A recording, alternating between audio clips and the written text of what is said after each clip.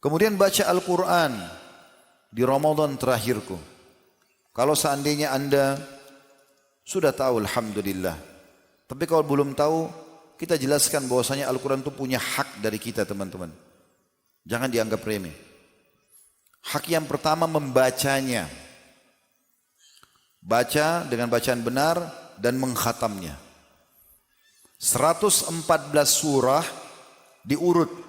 Al-Fatihah surah nomor 1, Al-Baqarah surah nomor 2, Al-Imran surah nomor 3, An-Nisa surah nomor 4, Al-Ma'idah surah nomor 5, Al-An'am surah nomor 6, Al-A'raf, Al-Anfal, At-Taubah. Terus berurut sampai An-Nas. Berurut. Ngerti nggak ngerti, baca saja. Ini hak pertama. Yang kedua, tadabbur. Kalau tadi baca itu dianjurkan mengkhatam ya. Dari awal sampai akhir, terutama di bulan Ramadan. Yang kedua, tadabbur. Apa itu tadabbur, teman-teman? Anda pilih dari 114 surah, mana kira-kira surah yang paling menggelitik Anda. Misal contoh, Anda penasaran dengan nama-nama hewan dalam Al-Quran. Ada Al-Baqarah sapi betina, ada An-Naml semut, ada An-Nahl lebah, ya. Ada Al-Fil gajah. Kenapa kok ada nama-nama hewan ini? Ada Al-Ankabut, laba-laba. Anda mulai dari surah itu. Tadabbur 10 ayat. Tidak usah lebih dari 10 ayat. Kenapa? Karena dinukil dari para salafus saleh. Para sahabat mengatakan, kami kalau bertemu, kami tidak berpisah kecuali kami sudah mempelajari 10 ayat Al-Quran. 10 ayat. Kalau kita tadabbur 10 ayat, Al-Quran itu ada 6.000 sekian ayat ya. Kalau satu hari 10 ayat, berarti satu bulan kita punya berapa ayat? Kalau 30 hari? 300 ayat. Berarti Anda sudah mentadabburi. Tadabbur itu merenungi terjemahannya, memahami apa yang dikandung di situ, hukum-hukumnya, sebab turunnya ayat itu, pendapat para ulama. Nah gitu, 10 ayat. Berarti satu bulan kita punya 300 ayat. Satu tahun kali 12, kalau kita 10 ayat per hari, berarti 300 satu bulan. Kalau 30 hari ini kita hitung, kalau 30 hari semua bulannya, 30 hari. Kali 12, berarti kita punya 3.600 ayat yang sudah kita tadabburi dalam satu tahun. Kurang dari 2 tahun habis 30 juz Al-Quran, tadabbur ayatnya. Baca ayatnya, baca terjemahannya, pendapat situ ulama tafsir, ada hadis penguat. Sekarang banyak kan aplikasi Al-Quran di handphone kita bisa baca dengan terjemahannya dan segala. Itu yang kedua. Yang ketiga, menghafalnya. Hafal juga ini teman-teman, selalu syaitan bilang, 30 juz berat. Tidak usah begitu, mulai saja dulu. Dan saran saya sederhana, mulai 10 ayat saja. 10 ayat per hari. Dan menghafal ini tidak harus seperti membaca tadi. Nggak harus berurut. Al-Fatihah, Al-Baqarah, Al-Imran, tidak harus. Pilih surah yang paling Anda suka dulu. Misalnya saya mau tahu tentang Nabi-Nabi, surah Al-Anbiya, ada surah Al-Qasas. Ibu-ibu mungkin mau tahu tentang perempuan, ada surah An-Nisa, ada surah Maryam. Mau tahu tentang hari kiamat, ada Al-Qiyamah, ya. Ada Al-Zalzalah dan ada surah-surah yang lainnya. Maka Anda mulai dari surah-surah ini dulu. Surah yang paling Anda suka kira-kira dari, lihat saja daftar isinya, dia 115, oh surah ini, saya mulai aja hafal, 10 ayat. Sama tadi hitungannya dengan tadabbur ya. Kalau 10 ayat per hari dan 10 ayat ini dipakai ya dalam sholat. Seperti misalnya anggap kalau Anda jadi imam subuh ya, berarti Anda baca 5 ayat di rakaat pertama, 5 ayat di rakaat kedua yang sudah Anda hafal. Kalau Anda tidak jadi imam, jadi makmum, ya sudah kita pindah ke sholat duhanya. Kalau ibu-ibu kan sholat di rumah bisa 5 ayat di rakaat pertama, 5 ayat di rakaat kedua. Berarti sudah selesai itu. Atau di sholat duha, duha bisa 2 rakaat minimal, jumlah rakaatnya tidak ada batasnya. Tapi boleh 4 rakaat, boleh 8 rakaat. Kalau kita ambil misalnya jumlah sholat Anda 4 rakaat saja duha. Di 2 rakaat pertama, ulangi 5 ayat yang sudah Anda hafal, ya, kemudian di rakaat kedua 5 ayat, 10 ayat selesai. Salam. 2 rakaat lagi, ulangi tidak apa-apa. Karena pisah kan sudah salam. Baca lagi 5 ayat tadi yang sudah dihafal, juga di rakaat keduanya. Ada solat qabliyah duhur. Berapa rakaat qabliyah duhur? 4 rakaat.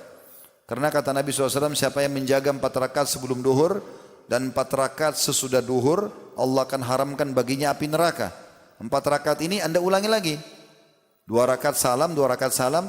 Rakaat pertama 5 ayat tadi yang sudah dihafal, rakaat kedua juga 5 ayat lagi, 10 ayat sudah. Salam, rakaat kedua, rakaat setelahnya sama juga. 5 ayat yang sudah dihafal, Anda ulangi lagi. Rakaat kedua juga sama. Ba'diyah duhur atau 2 rakaat duhur juga boleh, ba'diyah duhur juga ada. Qobliyah asar ada 4 rakaat. Kata Nabi SAW, semoga Allah merahmati seorang hamba yang menjaga 4 rakaat sebelum asar. Diulangi lagi 10 ayat itu. 2 rakaat pertama asar bisa. Qobliyah maghrib. Ya. Kemudian ba'diyah maghrib. Qobliyah isya. Ba'diyah isya. Sholat tahajud. 10 ayat diulang-ulangi. Dihafal di luar kepala. Kenapa teman-teman sekarang hafal Al-Fatihah? Karena diulang-ulang terus kan? Nah itu. Jadi mulai saja dulu. Tapi nanti lupa Ustaz. Jangan pikir lupanya. Mulai saja dulu. Imam Haram, Mekah dan Madinah itu dari kecil mereka hafal. Tapi kadang-kadang mereka masih ada yang dilupa. Tapi yang dilupa penyambungnya satu ayat. Bukan satu juz, 30 juz Al-Quran dilupakan. Tidak. Mulai dari 10 ayat. Dan harus berazam mulai. Kalau anda mau mulai dari juz 30 nggak ada masalah. Hafal dulu semua. Ulangin dalam sholat. Lagi naik motor. Mau jalan kemana, mau ke kantor, mau ketemu teman-teman, mau silaturahim sambil murajaah. Daripada tunggu lampu merah, lihat helmnya orang warna apa, merek motornya apa, untuk apa? Baca a'udzubillahi minasyaitonir rajim, bismillahirrahmanirrahim, wattini wazzaitun, baca abasa wa tawalla, amma yatasaalun. Ya. Kaf ha mim ain sad, zikr rahmat rabbika abdahu Zakaria dan seterusnya bisa diulangi. Ini yang ketiga, hafal. Kalau anda hafal 10 ayat satu hari, 1 bulan kalau 30 hari 300 ayat, 1 tahun 3.600 ayat, kurang dari 2 tahun hafal 30 juz. Yang keempat, mengamalkan isinya. Praktekin isi Al-Quran. Ini hak Al-Quran yang harus dikasih. Dan mulai dari Ramadan. Ramadan momentum yang paling baik karena orang semua baca Al-Quran. Terlebih lagi memang ada keutamaannya, ya. Kata Nabi SAW, ikra'ul Qur'an fa innahu ya'ti syafi'an li ahli yaumil qiyamah.